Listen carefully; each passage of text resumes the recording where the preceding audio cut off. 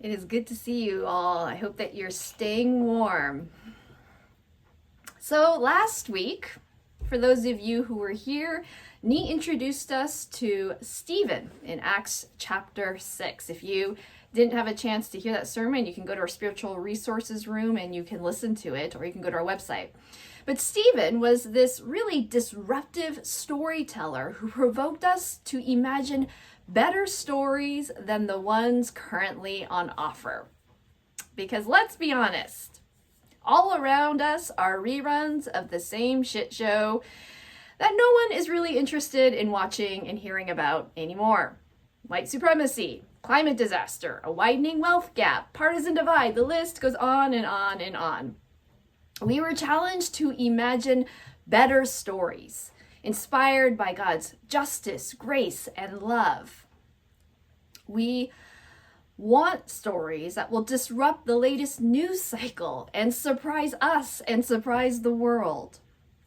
So today, we have one such story from the book of Acts, and it explores two more roles in the ecosystem for change that we have been referencing in this series. And if you haven't seen it before, or you want to take a look at it, it's in the bulletin. There's a link to the map, and then one to a reflection guide that has definitions. It is by no means an exhaustive list. It's really meant to kind of provoke your thinking in this series called to build, because we're looking at just a few ways that God might be calling each of us to be building in this season of our country, because we know that we cannot continue to move the same way that we have been moving.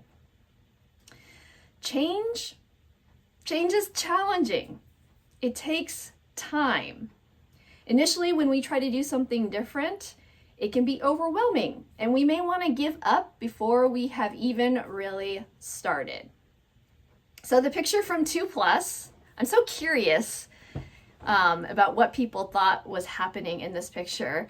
I was with Andrea and Clay actually guessed exactly what was going on, although he was off by the country, but I was very impressed that he knew what was going on. The picture is from Sweden in 1967, and it is of the first morning when they changed from left to right traffic. And so that image is what it looked like on that first day.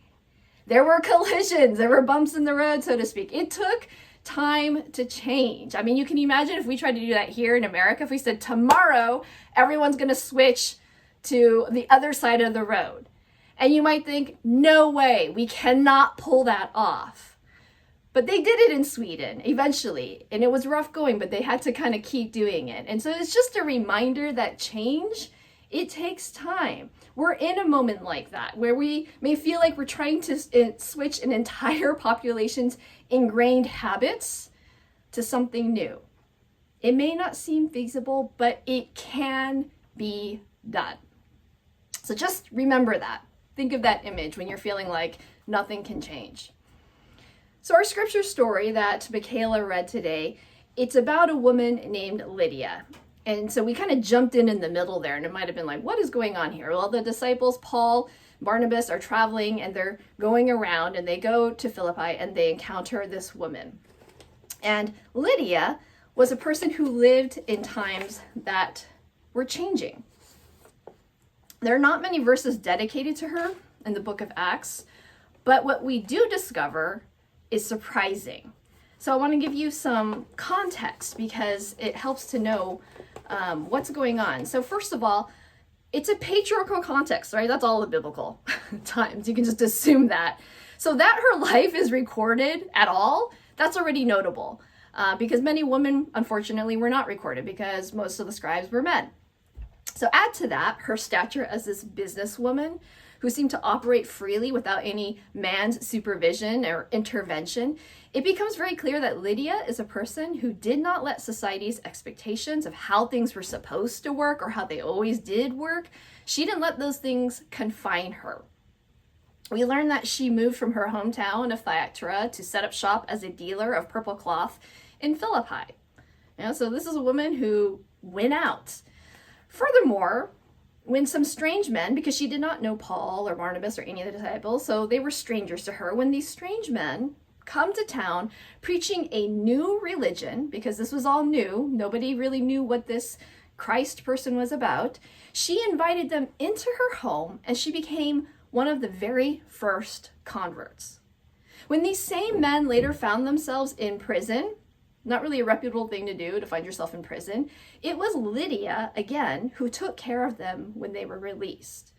So from these details, I think there are a couple of roles that Lydia played in her time. She was certainly an experimenter, someone who innovated, pioneered, and took risks. She was also a caregiver, nurturing and nourishing by creating a community of connection and care, because she was bringing people together, these women, and bringing these strangers in and taking them all together and connecting them. It was her experimenting nature that made her such a great caregiver to the community around her. So I imagine Lydia looking around her, facing many of the same issues that we do today. A wealth gap that left too many people barely surviving. A power structure that worked against women and minorities. A religious elite that seemed full of hypocrisy more than actual compassion. But instead of becoming cynical or apathetic, Lydia decided to try something new. She did not wait for someone else. She started to experiment to see if she could change the things and circumstances around her. It was certainly risky. I mean, she did have resources, right? She was this businesswoman, but she did not have much power.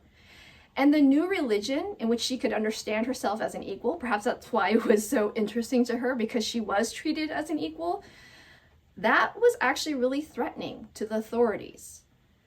That the disciples that she had learned it from, I mean, think about it. They were thrown into prison for what they were doing. So this new religion was risky.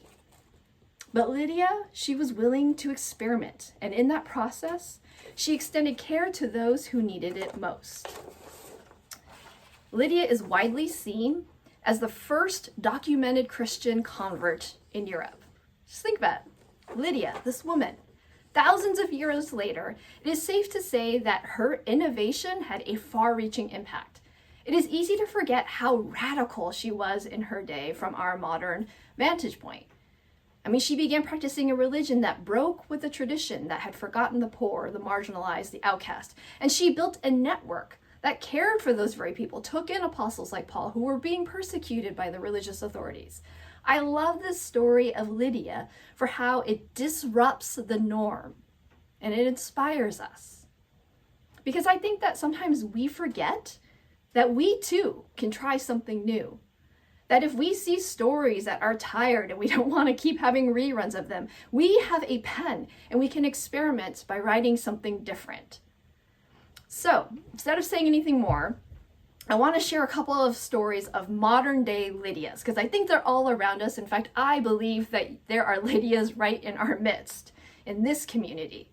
And the more that we tell these kinds of stories, the more that we are empowered to imagine ourselves as people who can experiment as we seek to be faithful followers of Jesus, sharing God's love and grace with those around us. So the first story is just a couple minutes, and it's about a young woman, Zambi Mate. She's 29 years old and a materials science engineer. So we'll watch this 2-minute video, and you can enlarge it by pressing it on the screen.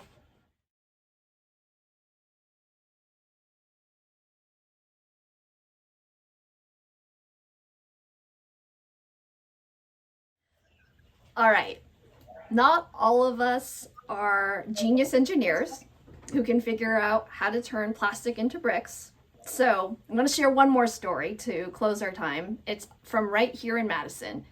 The local citizens who started up Occupy Madison are also modern day Lydias who saw a problem, too many people experiencing homelessness in our city, especially on days or weeks like this. You can imagine nobody could survive in this kind of weather, and decided to try new things to create a sustainable community where all people are cared for. So we'll watch this video, which is about 9 minutes long, to close our time.